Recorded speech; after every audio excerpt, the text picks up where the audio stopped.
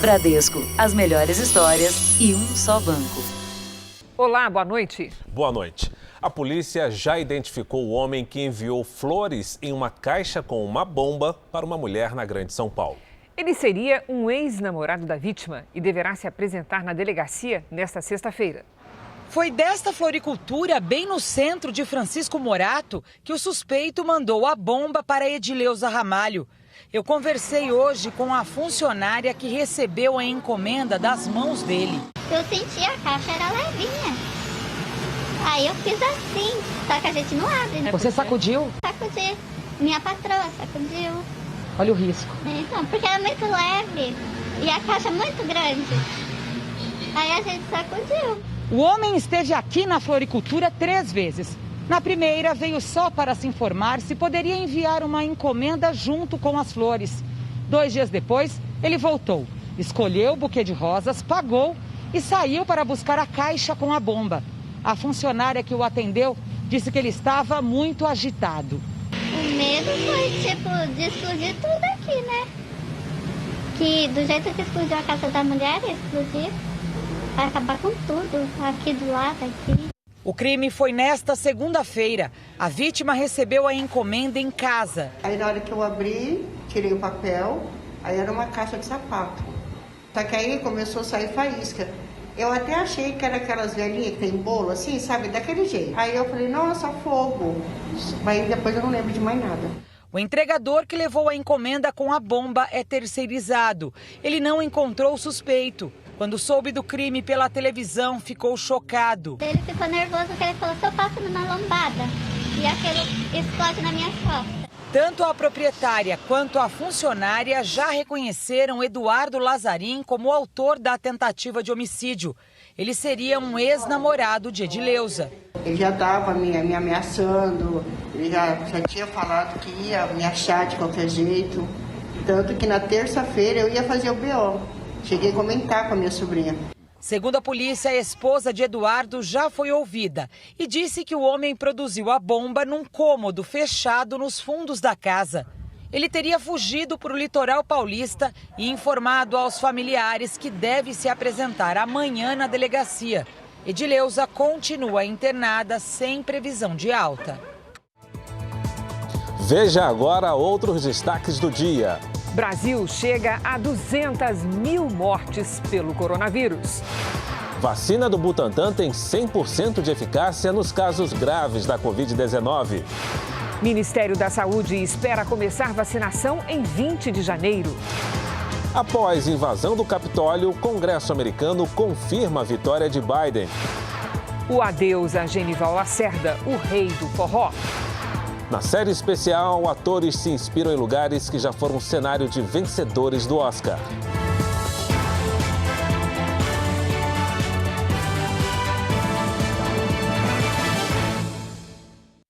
Oferecimento Bradesco. O Prime conecta você ao melhor do futuro.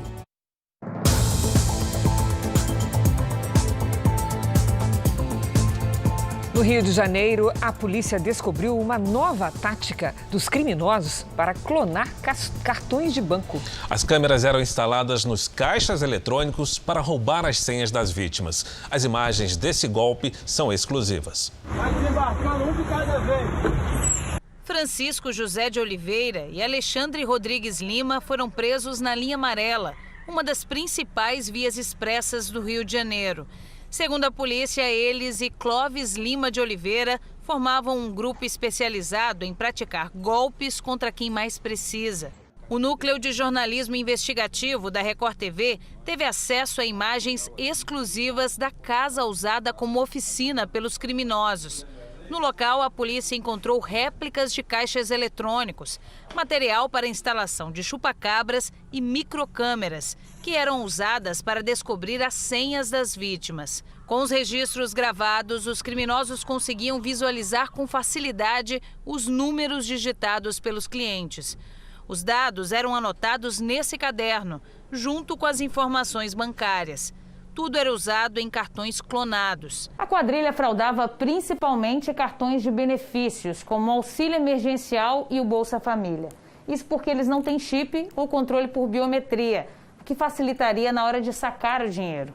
A polícia acredita que, olha só, mais de 1.000 pessoas tenham tido prejuízo com o golpe. Eram pessoas idosas, pessoas que necessitavam daqueles benefícios sociais. Depois, quando essa pessoa procurava a instituição financeira para reclamar sobre aquele saque indevido do seu benefício, era informado que foi realizado com a senha pessoal e intransferível dessa pessoa. Os criminosos também usavam uma cola para bloquear a entrada dos cartões nos caixas eletrônicos e direcionarem as vítimas para o equipamento que estava fraudado. O grupo veio do Ceará e passou a atuar também no Rio de Janeiro.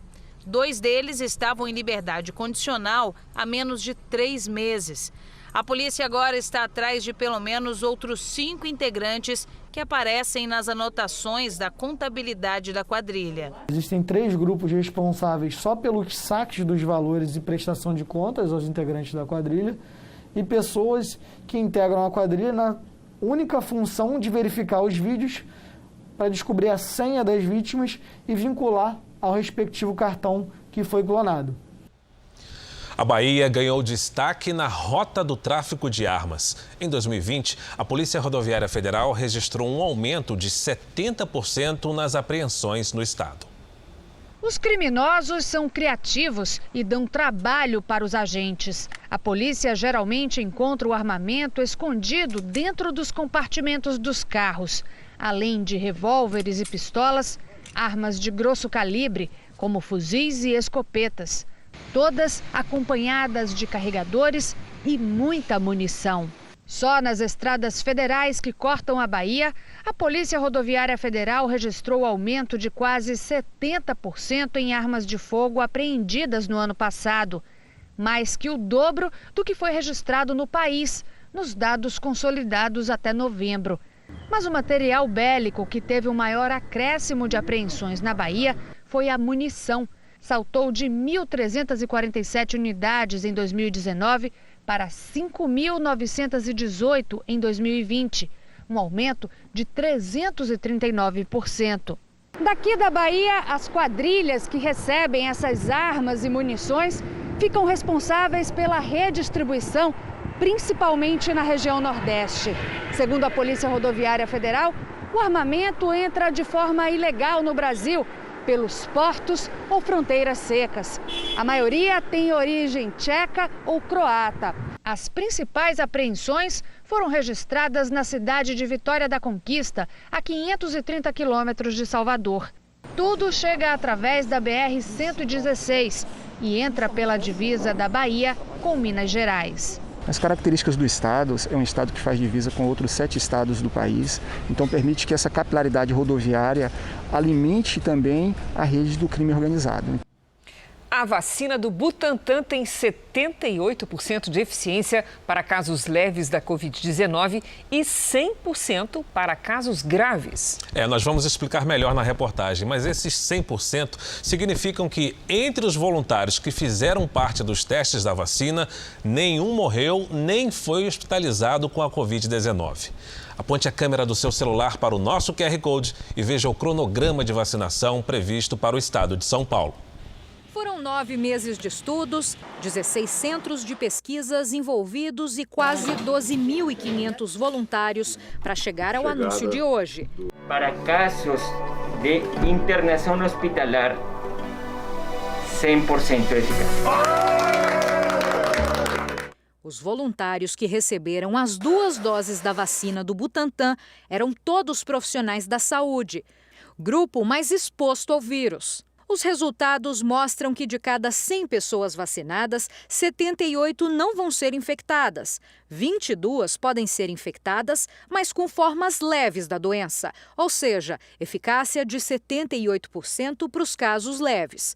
Outro dado importante, de cada 100 pessoas vacinadas, nenhuma vai precisar ser internada, ou seja, 100% de eficácia para os casos graves. A conquista da ciência se faz com base na ciência, no estudo, na pesquisa, na dedicação. Uma excelente vacina. Uma excelente vacina para o momento. Precisamos que ela chegue ao braço das pessoas. Precisamos que ela seja aplicada aos profissionais de saúde e aos idosos, né, na primeira fase do programa, o mais rapidamente possível. Esses resultados foram apresentados também para a Agência Nacional de Vigilância Sanitária. Foi um primeiro passo para o pedido de uso emergencial da vacina. Ele deve acontecer até amanhã e a Anvisa terá 10 dias para dar a resposta. A Anvisa certamente entendeu, foi positiva nessa primeira reunião, tá? E, portanto, nós estamos caminhando no sentido de ter a autorização de uso emergencial da vacina. O governo do estado mantém a previsão de começar a campanha de imunização no próximo dia 25, data de aniversário da capital paulista. O Butantan tem uma capacidade, provavelmente, de produzir aí algo como 1 milhão de doses por dia. Esse é um outro dado considerável, mostrando a importância do que acontece na data de hoje. O ministro da Saúde, Eduardo Pazuello, anunciou a assinatura de um contrato com o Instituto Butantan para o fornecimento de 100 milhões de doses da vacina Coronavac em 2021. Serão 46 milhões de doses até abril e 54 milhões até o fim do ano. Segundo o ministro, toda a produção do Butantan será incorporada ao Plano Nacional de Imunização para distribuição em todo o país. Nós nunca abandonamos as negociações com o Butantan. Ela vem em paralelo. No caso da vacina do Butantan, são 2 doses por pessoa. Com 2 doses, no tempo correto, chega a 78% a eficácia. Essa aquisição só foi possível desta forma por causa da medida provisória assinada pelo presidente Bolsonaro. A medida provisória permite ao poder público a compra de insumos e vacinas contra o coronavírus, com dispensa de licitação e mesmo antes da autorização para uso emergencial pela Agência Nacional de Vigilância Sanitária. A MP deve acelerar e simplificar o processo de aquisição de imunizantes em meio à pandemia. Pazuello também anunciou que 252 milhões de doses já estão negociadas com a AstraZeneca, que produz a vacina de Oxford. Ela garante eficácia com apenas uma dose.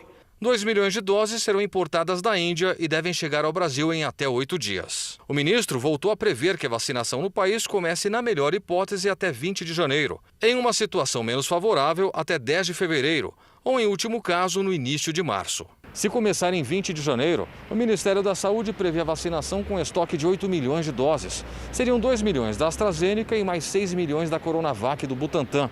Para os integrantes do Ministério, é o que se pode fazer enquanto não há registro definitivo do imunizante. O ministro também afirmou que o governo não deixou de negociar com a Pfizer, mas tenta adequar as cláusulas do laboratório à realidade brasileira.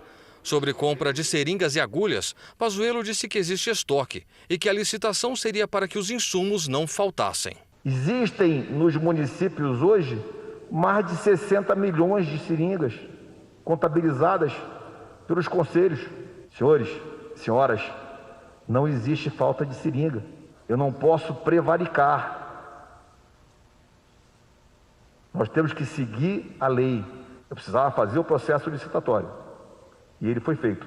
Em meio à falta de entendimento entre o Ministério da Saúde e os estados, o ministro do Supremo Tribunal Federal, Ricardo Lewandowski, intimou o ministro Pazuello a prestar informações sobre o estoque de insumos necessários à vacinação.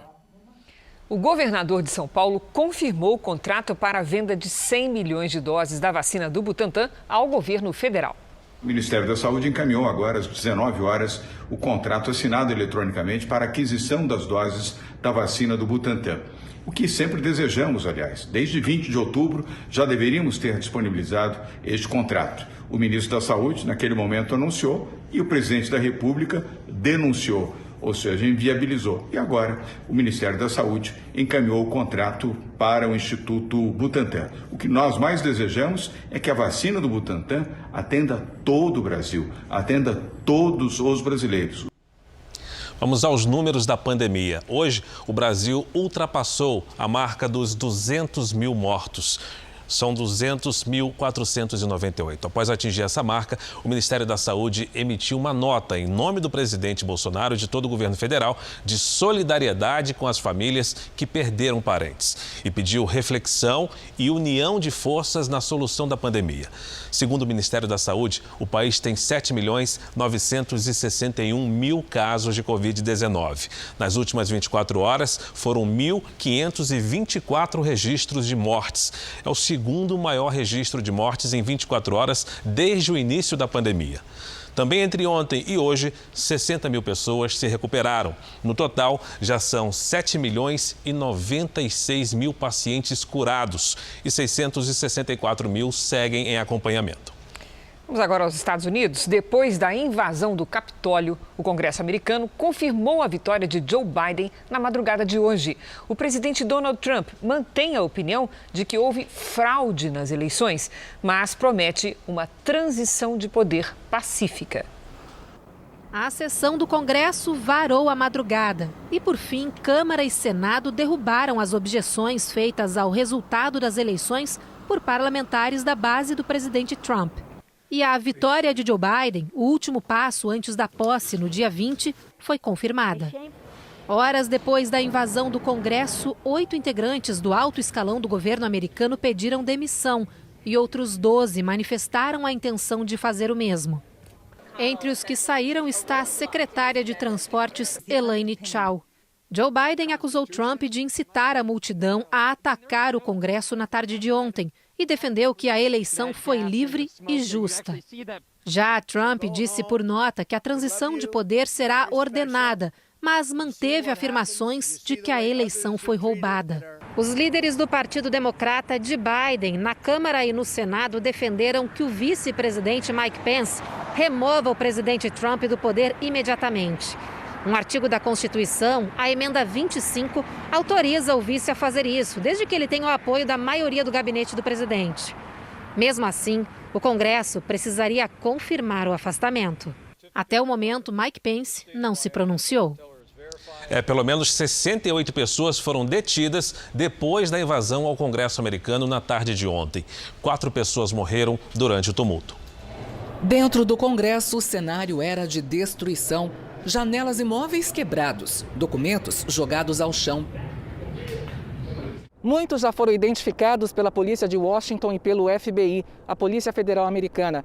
Mas as autoridades pedem a ajuda da população para encontrar outros participantes na invasão ao Congresso e divulgaram na internet fotos dos envolvidos na ação. Entre os desordeiros estava Richard Barnett, de 60 anos. Líder de um grupo extremista no estado de Arkansas, que apoiou os pés sobre a mesa do escritório da presidente da Câmara, Nancy Pelosi. E também o militante Jake Angeli, de 32 anos. Ele é o homem que aparece com uma espécie de chapéu com chifres e o rosto pintado de vermelho e azul nas imagens que correram o mundo. Entre os 4 mortos foi revelada a identidade de Ashley Babbitt, de 35 anos, atingida por um tiro. Ela era veterana da aeronáutica e havia dito pelas redes sociais que iria à manifestação no Capitólio. A prefeita de Washington pediu ao Congresso que investigue o que chamou de falhas catastróficas de segurança. Para o ex-chefe da polícia do Capitólio, Terrence Gaynor, a polícia estava em menor número e superestimou a capacidade de controlar a multidão. E a seguir você vai ver a repercussão da invasão do Congresso americano no Brasil e no mundo. E também a série especial, as paisagens de Marrocos que inspiram e emocionam os atores de Gênesis.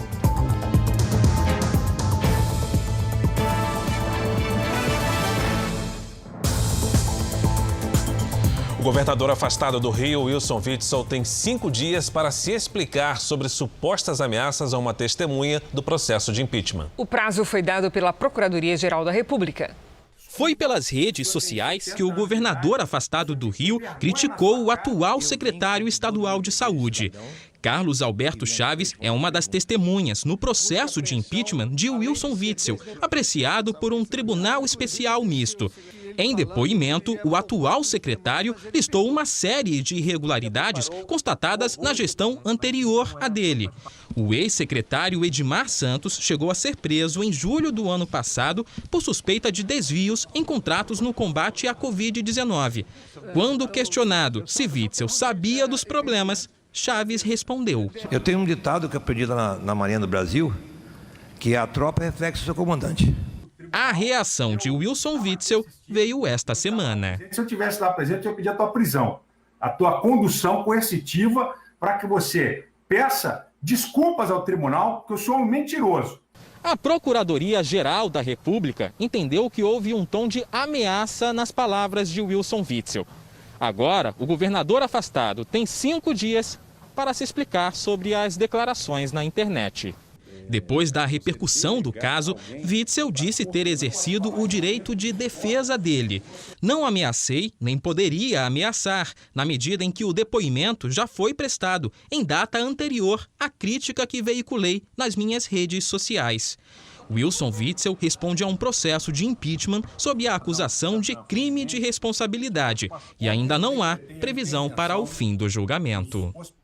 Voltamos a falar sobre as questões lá nos Estados Unidos. Depois da confirmação pelo Congresso da vitória de Joe Biden, alguns líderes mundiais disseram acreditar na força da democracia americana. Rússia e China fizeram críticas veladas. A chanceler alemã Angela Merkel afirmou que as cenas de violência no Capitólio despertaram raiva e tristeza, mas que o desfecho vai abrir um novo capítulo na história da democracia. Na França, o presidente Macron disse que não é possível ceder à violência de alguns. A China comparou a invasão do Capitólio aos protestos pró-democracia em Hong Kong, que muitas vezes terminaram em violência. O presidente Putin da Rússia não falou sobre o assunto, mas uma porta-voz do Ministério das Relações Exteriores do país culpou o sistema eleitoral dos Estados Unidos, que chamou de arcaico. Então vamos ao vivo aos Estados Unidos com a Evelyn Bastos, que atualiza toda a situação para a gente. Evelyn Bastos vai trazer as informações do Jornal da Record. Evelyn, muito boa noite para você. Oi, Fara, muito boa noite para você, para a Cris e para todo mundo que nos acompanha. Olha, hoje o Procurador-Geral dos Estados Unidos em exercício, Michael Shearing, disse que está analisando todos os envolvidos nos atos violentos de ontem e, inclusive, a possibilidade de Donald Trump ter mesmo incitado a multidão. Também hoje, o ex-procurador-geral do país, William Barr, disse considerar a conduta do presidente imperdoável. E o Sindicato dos Comissários de Bordo aqui dos Estados Unidos emitiu um alerta, para que se aumente a vigilância nos voos. Segundo o sindicato, existe risco de incidentes violentos nos ares. Eu volto com vocês. Fara, Cris. Obrigado, Evelyn. Veja a seguir o adeus a Genival Lacerda, vítima da Covid-19. E na série especial, os atores de Gênesis mostram um pouco da região onde estão gravando no deserto do Saara.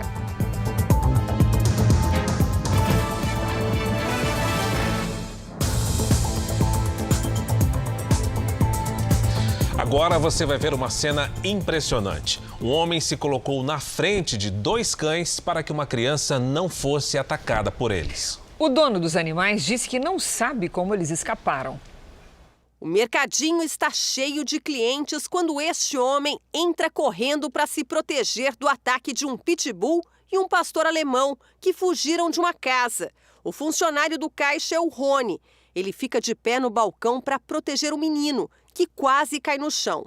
Rony é atacado pelos 2 cães ao mesmo tempo. Quando eu vi que a criança ia cair, eu pulei, joguei a criança de volta pro pai e dei meu braço. Na hora assim, eu fiquei meio que apavorado, tentando me soltar, ele não me soltava. Aí quando eu soltei, que eu corri lá em cima, que eu deitei, né, começou a doer tudo.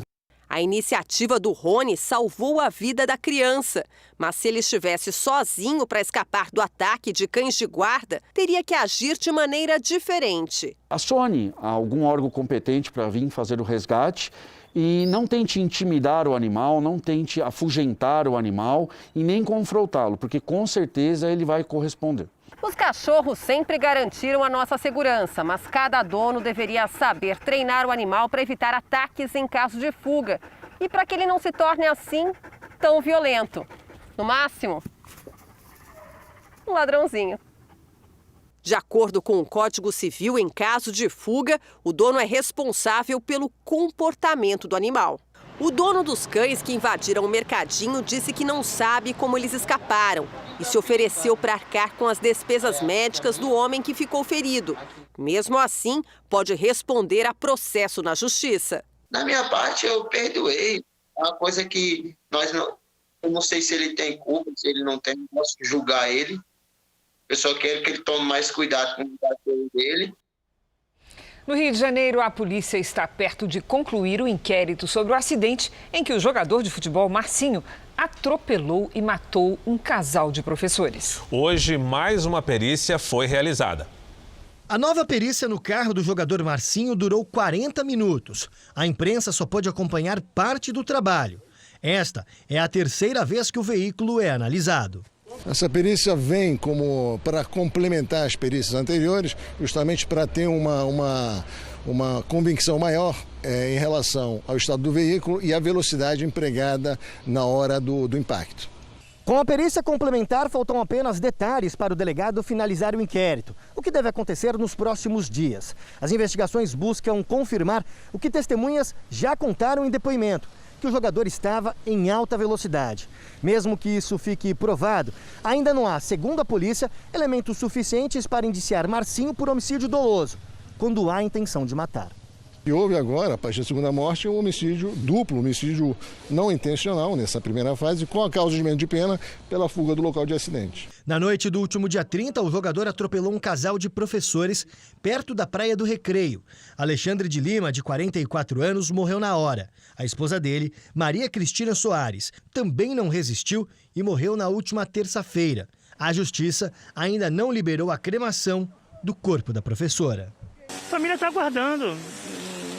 A família também não é que tem sentimento de ódio, essas coisas. A família simplesmente está vivendo o luto e quer justiça. Que a justiça seja feita, né? E agora atenção, hein? Os golpes pela internet cresceram 60% durante a pandemia. E eles também ficam cada vez mais inusitados. Em Goiânia, veja só, um criminoso pediu dinheiro como se fosse o governador do estado.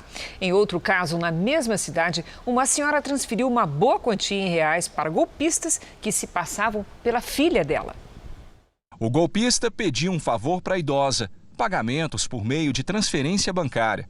Foram 3 transferências para contas diferentes, totalizando R$22 mil.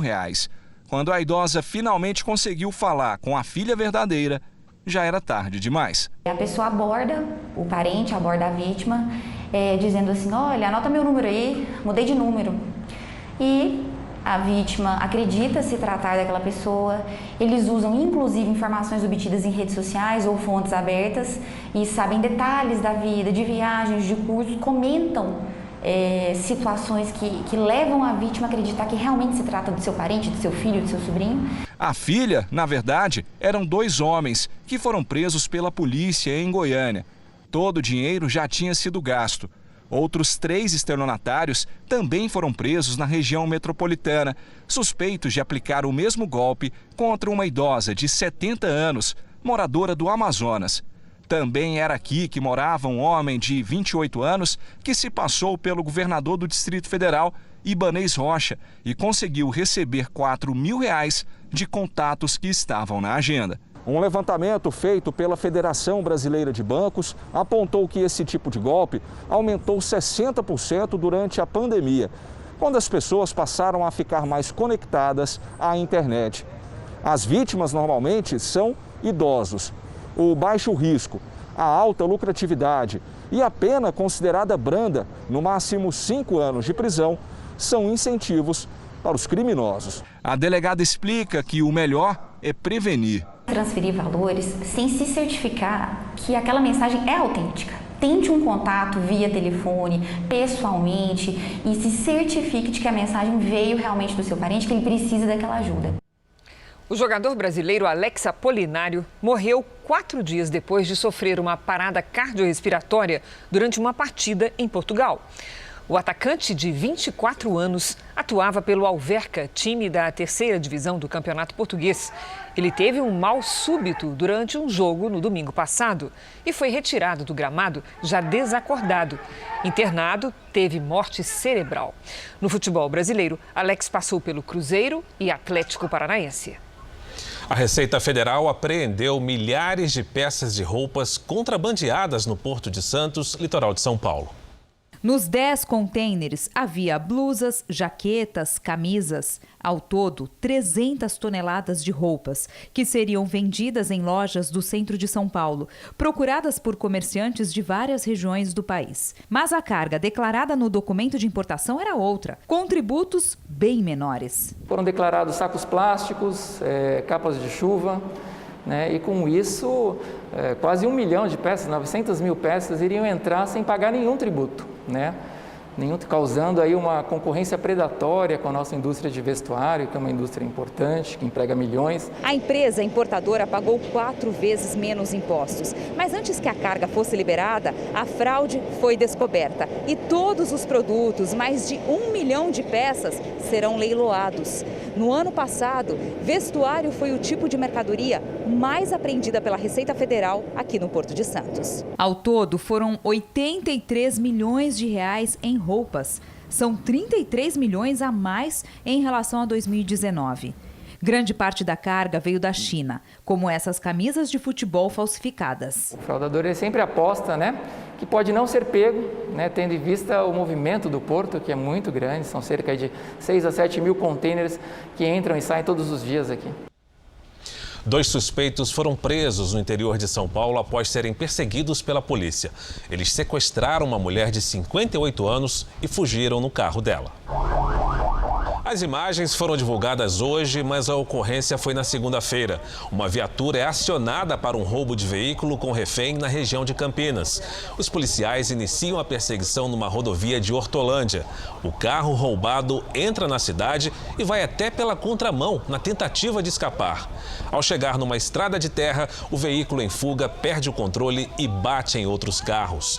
A vítima foi liberada com ferimentos leves e os 2 suspeitos foram presos.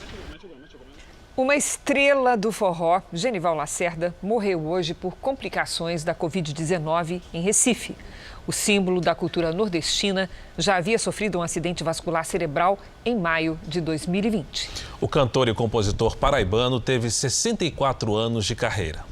Natural de Campina Grande, na Paraíba, Genival Lacerda tinha 89 anos. Ele morreu hoje pela manhã em decorrência de complicações da Covid-19. O artista estava internado na UTI desde novembro do ano passado neste hospital, na área central do Recife. Desde a última segunda-feira, o cantor e compositor vinha apresentando uma piora no quadro clínico. A família chegou a iniciar uma campanha de doação de sangue. Genival Lacerda também havia sido internado em maio do ano passado, vítima de um acidente vascular cerebral. Perdi um amigo, um irmão, um amigo para todas as horas. Meu pai era tudo para mim.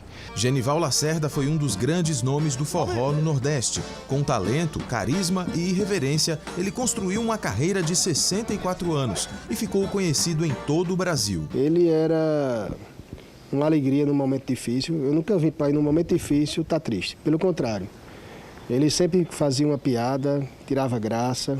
E sempre dizia para mim que a gente ia conseguir. Meu pai era uma pessoa muito engraçada, era um grande artista. E esse foi o diferencial dele no forró, na música popular brasileira. Ele ser como ele era, simples, humilde e gostar das coisas simples. Ora pombeira, bora jogue fora, rabichola e deixa tangue voar. Bora, e deixa tangue voar. Deixa tangue voar. Genival deixa 10 filhos, além de netos e bisnetos. O corpo do cantor foi levado para a cidade natal dele, Campina Grande, que decretou luto oficial de 3 dias. Genival Lacerda deixa também um legado de carisma e muita irreverência na música brasileira.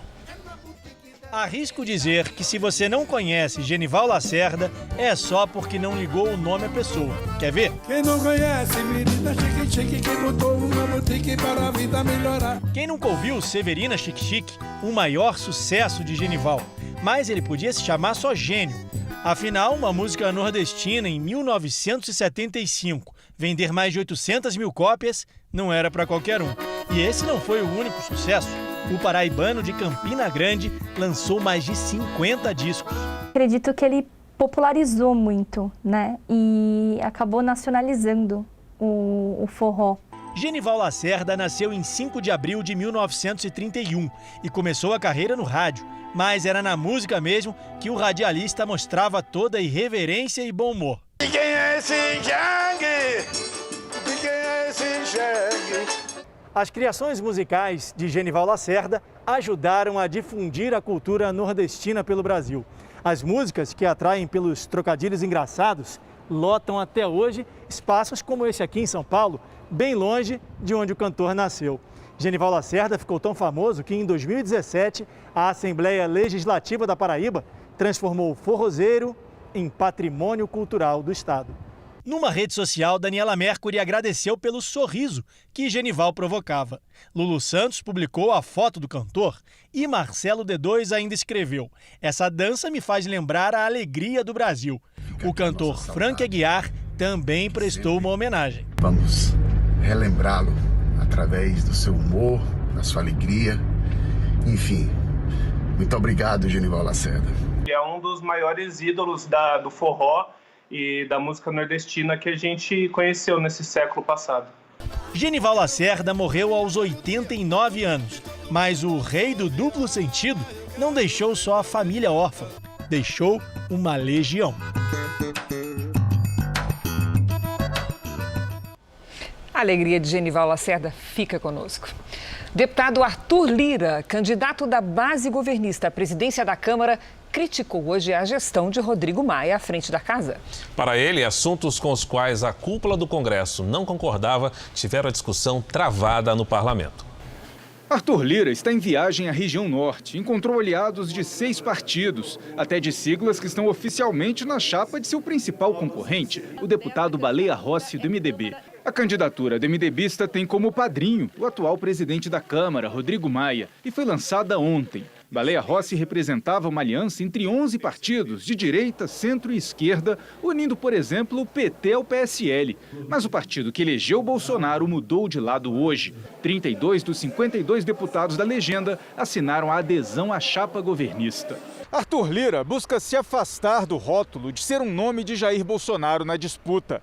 Pretende explorar as contradições do adversário, que tem uma aliança tão ampla quanto contraditória, o que revelaria divisões internas. Nós não temos absolutamente nenhum preconceito de qualquer tema de direita, de esquerda, de centro, contanto que ele esteja amadurecido na sociedade e com maioria para ser votado no parlamento. Lira criticou a gestão de Rodrigo Maia na condução das pautas. Você não pode usar do cargo que você ocupa, seja de vice-presidente, seja de presidente, de secretário, de líder partidário, de líder de maioria e tal, para travar pautas que você não concorde pessoalmente. O Brasil é muito maior do que a Câmara dos Deputados, é muito maior do que o Senado Federal. No Senado, o PT fez uma reunião agora à noite e a tendência é formalizar o apoio ao candidato à presidência da casa pelo DEM, Rodrigo Pacheco. Ele foi o presidente da Comissão de Constituição e Justiça que aprovou o impeachment de Dilma Rousseff e é o nome indicado pelo atual presidente da casa, Davi Alcolumbre. Em nota, a direção do PSL afirma que o partido continua fechado com o bloco do deputado Baleia Rossi à presidência da Câmara e que a lista de apoio de Arthur Lira não tem legalidade ou fundamento regimental. O presidente Jair Bolsonaro disse que o Brasil pode viver em 2022 situação pior que a dos Estados Unidos, onde apoiadores de Donald Trump invadiram o Congresso americano. O presidente voltou a levantar dúvidas sobre o sistema de votação brasileiro. O presidente Jair Bolsonaro, em conversa com apoiadores hoje pela manhã, comentou a invasão ao Congresso americano. Justificou com um discurso de que faltou transparência na contagem dos votos. O que aconteceu nas eleições americanas agora? Basicamente, qual foi o problema? A causa dessa crise toda? Falta de confiança no voto. Então lá, né, o pessoal votou e potencializaram o voto pelos Correios por causa da pandemia e houve gente lá que votou 3, 4 vezes, mortos votaram, foi uma festa lá. Ninguém pode negar isso daí. Então a falta dessa confiança levou a esse problema que está acontecendo lá. E aqui no Brasil, se tivermos o voto eletrônico em 22, vai ser a mesma coisa. A fraude existe, daí a imprensa vai falar sem prova e diz que a fraude existe. E ainda acrescentou que o que aconteceu nos Estados Unidos pode acontecer no Brasil. Se nós não tivermos o voto impresso em 22, uma maneira de auditar o voto, nós vamos ter problema pior do que os Estados Unidos. A movimentação dos últimos dias do presidente Bolsonaro tem sido na direção de responder uma parte das críticas que recebe. Da reunião ministerial de ontem ao encontro com o ministro da Saúde no início da semana, Bolsonaro tenta reverter a perda de apoio popular verificada pelas pesquisas. Hoje, uma pesquisa do Instituto Poder Data mostrou que, em relação a uma pesquisa realizada há 15 dias, os insatisfeitos com o governo Bolsonaro cresceram 6 pontos percentuais. A desaprovação passou de 46% para 52%. Já a aprovação ao governo caiu de 47% para 44%. A pesquisa ouviu 2.500 pessoas entre os dias 4 e 6 de janeiro e a margem de erro é de 2 pontos percentuais para mais ou para menos. Em Manaus, o sistema de saúde continua no limite. Filas de espera para leitos de UTI e crescimento no número de sepultamentos. Foram 221 novas internações, segundo os últimos dados da Secretaria de Saúde do Amazonas. O maior número desde o início da pandemia. Quem busca atendimento nas unidades de saúde esbarra também na falta de estrutura. A enfermeira falou para minha cunhada que meu sogro estava precisando do balão de oxigênio para ajudar na respiração. Aí minha cunhada olhou para ela e falou simplesmente: o meu pai vai ter que morrer precisando disso. Ela disse: infelizmente vai acontecer isso. O sistema de saúde opera perto do limite. A taxa de ocupação de leitos de UTI está perto de 100%. E há filas de espera. Diante do avanço da Covid-19, a Defensoria Pública do Amazonas entrou com uma ação judicial para que o Estado adquira 150 leitos clínicos e 26 de UTI de um hospital particular da capital. Parte da instalação da unidade já foi utilizada como um hospital de campanha no pico da pandemia e foi desativado em julho do ano passado. Com mais de 208 mil casos confirmados da doença e 5.546 mortes, o Estado anunciou que entrou na fase roxa da pandemia. Ontem, o governador Wilson Lima participou de uma reunião com o ministro da Saúde, Eduardo Pazuello, para solicitar novos insumos para os hospitais. Manaus está novamente passando por um momento de aperto e estamos levando para Manaus tudo que tiver que levar, principalmente recursos humanos. Em nota, a Secretaria de Saúde do Amazonas diz que as unidades estão abastecidas e não há falta de oxigênio. Informa ainda que montou uma tenda em Manaus para atendimento aos parentes de pacientes com a Covid-19. A Confederação da Indústria traduziu hoje em números um medo que tem tirado o sono de muitos brasileiros, o de perder o emprego. Ele aumentou principalmente entre jovens e mulheres. 2020 foi de cortes. Para Eva, o ano se resumiu a um sentimento. Eu fiquei muito preocupada. Recebi o seguro-desemprego todinho preocupada, com fé, que eu ia conseguir. Ela ficou desempregada em março. Foram 6 meses em busca de trabalho. Conseguiu em setembro e perdeu de novo um mês depois. E em dezembro, recebeu a ligação que tanto esperava. E na hora eu fui só respondendo sim. Cada hora que ela me fazia uma pergunta, eu respondia sim. O trabalho novo fica longe de casa. Ela toma 4 conduções, mas não reclama, porque pior é fazer parte dos mais de 14 milhões de desempregados que existem hoje no Brasil. E esse medo não é só da Eva. De acordo com uma pesquisa da Confederação Nacional da Indústria, o medo do desemprego ficou em 57 pontos em dezembro de 2020, acima da média histórica, que é de 50 pontos. O índice subiu 2 pontos em relação à pesquisa anterior, feita em setembro, e 1 ponto acima do registrado um ano antes. Esse índice ajuda a dar uma ideia de como anda o estado de espírito do consumidor. Quanto menor o medo, maior o consumo, mais aquecida fica a economia. E hoje, os que têm mais receio de perder o emprego são os brasileiros que moram nas periferias e os que não completaram o ensino médio. Mas o medo cresceu ainda mais entre os que têm nível superior e também entre as mulheres. Esse índice já variou muito. Em 2013, ele alcançou o nível mais baixo, 25 pontos. Em 2018, o mais alto, 68 pontos. E no fim de 2019, estava em 56. Agora ele volta para o que estava antes da pandemia. Ou seja, uma situação de um país que estava crescendo pouco, estava gerando emprego, mas muito pouco. Então, a preocupação ela ainda é alta. Segundo ele, o desempenho da economia este ano vai depender do sucesso da vacinação. A nossa expectativa é que a gente consiga, com a vacina e com a conscientização, e se começar um contágio muito alto, volta a todos aqueles problemas. Então, essa é a grande certeza que a gente tem. O ano de 2020 foi o ano do medo. Esse ano, com certeza, é o ano da esperança. Nas redes sociais do Jornal da Record, você encontra 4 passos para driblar as dívidas se estiver desempregado. Acesse lá.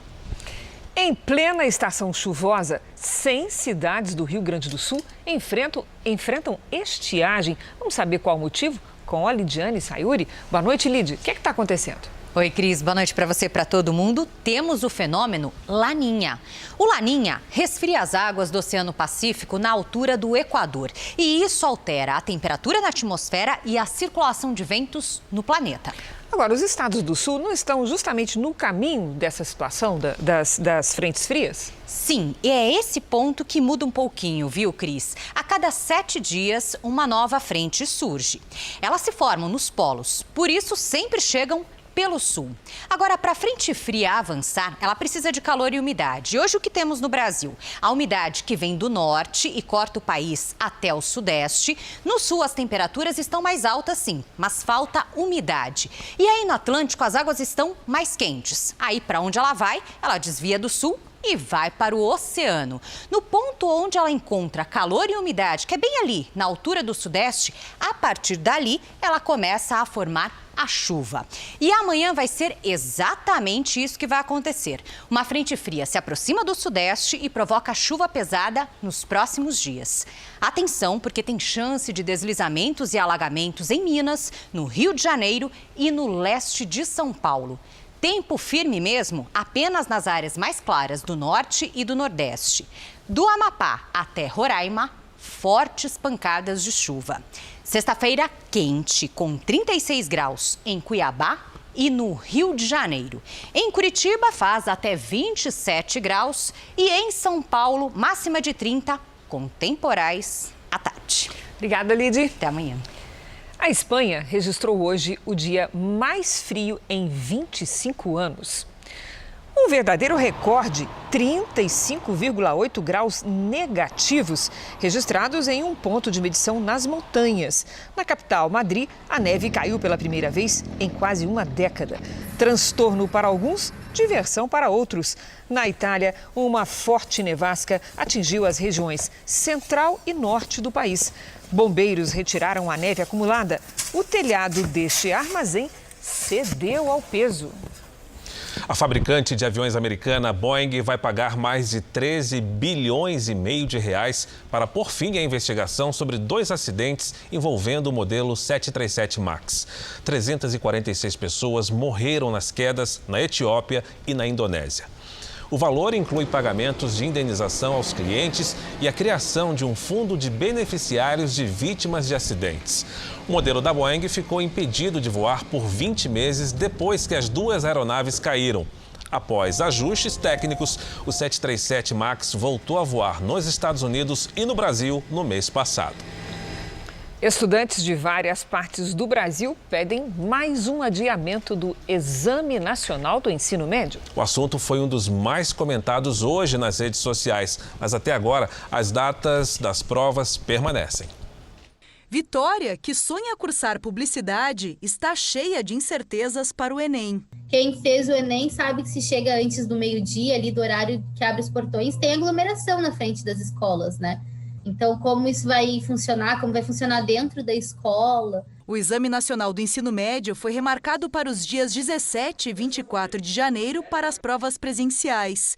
O exame online será nos dias 31 de janeiro e 7 de fevereiro.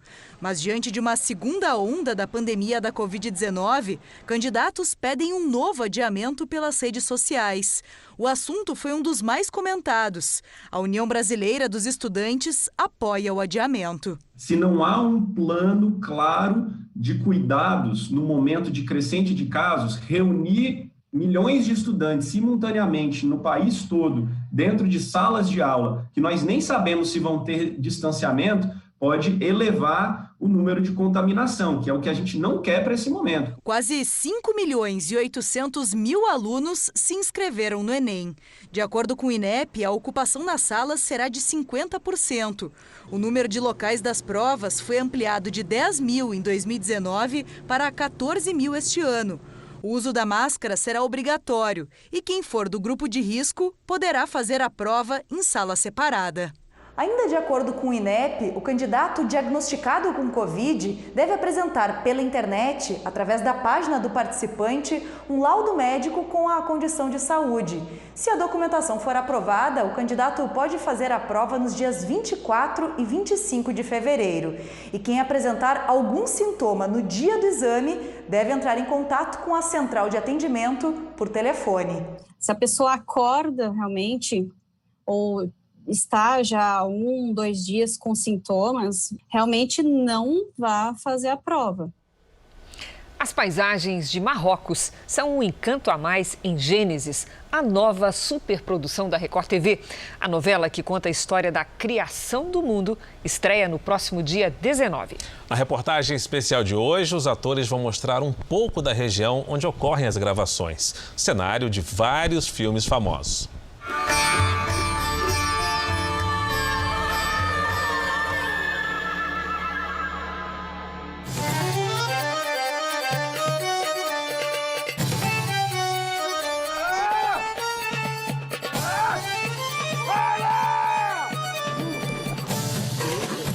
Eu tô aqui na posição. Apostos para encarar uma cena de ação. Em Gênesis, o ator Emílio Orciolo Neto é Ló, sobrinho de Abraão. Tô meio tonto. Muito tempo de cabeça para baixo, mas eu acho que a cena vai ficar legal. É tudo muito rápido no ar, né? Ninguém tem a ideia do trabalho. Ele é casado com Ayla, vivida pela atriz Elisa Pinheiro. Alguém ajuda! Socorro! Socorro! Socorro! Você fica aqui, moça! Uma mulher vaidosa que contesta a missão divina de Abraão. Solta ele, eu suplico, foi um engano, ele não fez nada. Ló e Ayla caem numa armadilha enquanto caminhavam rumo a Canaã. A gente pegou o ladrão de leite de cabra! Para Elisa, gravar em cenários prontos, onde a natureza e a moldura é sinônimo de inspiração. Parece nada demais. Eu fico num estado de elevação vendo essas paisagens que são muito diferentes das que a gente está acostumado. Tem uns pedaços assim da geografia daqui que parecem esculpidos mesmo. Para dar mais veracidade aos longos dias de caminhada no deserto, os figurinos precisam de pequenos ajustes. A gente está envelhecendo as roupas para dar um pouco mais de verdade, no sentido de estar mais usada, de dar vivência, como a gente fala, né? É a primeira vez dos dois atores em Marrocos. E eles nem imaginavam que dias depois dessa gravação, a pandemia fecharia fronteiras, obrigaria novas mudanças de comportamento, distanciamento social e o uso de máscaras. Mas em março, eles ainda tiveram a oportunidade de aproveitar o intervalo das gravações para conhecer o Arzazate. Vou conhecer aqui, um lugar incrível, que lindo. Realmente é um pouco inacreditável ainda. Nossa profissão tem essas surpresas, né? Essas surpresas prazerosas. Emílio e Elisa foram até o complexo Et Ben Haddou, um lugar turístico onde vários filmes e séries já foram gravados. Como o clássico Gladiador.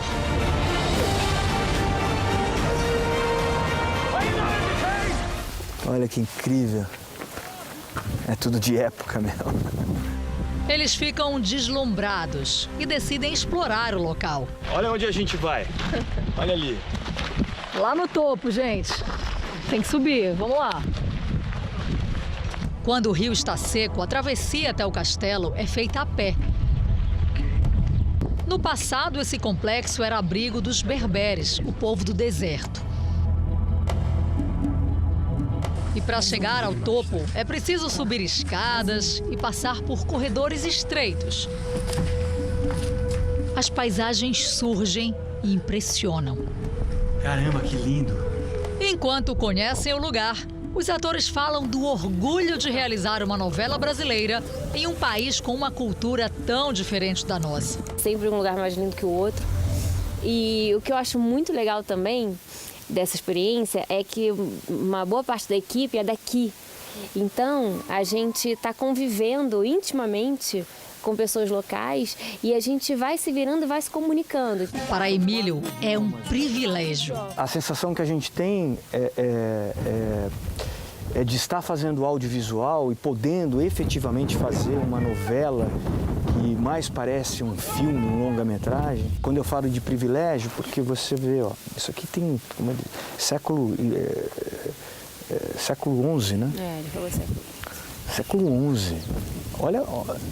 Você pode pegar, né? No século XI. É muito XI tempo. Aqui. 1000 anos, né? No século XXI. É muito tempo. Antes de terminar o passeio, eles descobrem que com os marroquinos é preciso habilidade na hora das compras. Tem que pechinchar e negociar? Muito. Ele me cobrou 450 dirhams e eu tô chegando a 300. Vamos ver se eu consigo a 250 dirhams. Emílio tenta. 290. Hã? 290. 320. 300. Sim, ok. Venceu. Boa sorte. Boa sorte. E consegue baixar de 250 para 160 reais. Assalamu alaikum. Wa alaikum assalam. Shukran dizer. E ainda aprende algumas palavras em árabe. Em amigo. Amigo é sahbi. Sahbi. Sahbi. Emílio Orciolo Neto e Elisa Pinheiro estão entre os 250 atores no elenco de Gênesis, a nova superprodução da Record TV. As gravações em Marrocos foram feitas antes da pandemia e retomadas 8 meses depois no Rio de Janeiro, seguindo os protocolos de prevenção ao coronavírus. Dedicação e comprometimento para levar até você a história da criação do mundo como nunca foi mostrada na TV. Então, anote aí, dia 19 de janeiro tem a estreia de Gênesis. E você já pode conhecer os atores que vão interpretar alguns dos personagens da nova superprodução da Record TV. É só ir ali no endereço que está aparecendo na tela da sua TV. O Jornal da Record termina aqui, mas olha, às 10h30 da noite, daqui a pouco, você não pode perder a nova temporada do Repórter Record Investigação. E à 00:30 tem mais Jornal da Record? Fique agora com os últimos capítulos da novela Amor Sem Igual. A gente se vê amanhã. Até lá. Uma ótima noite para você e até amanhã.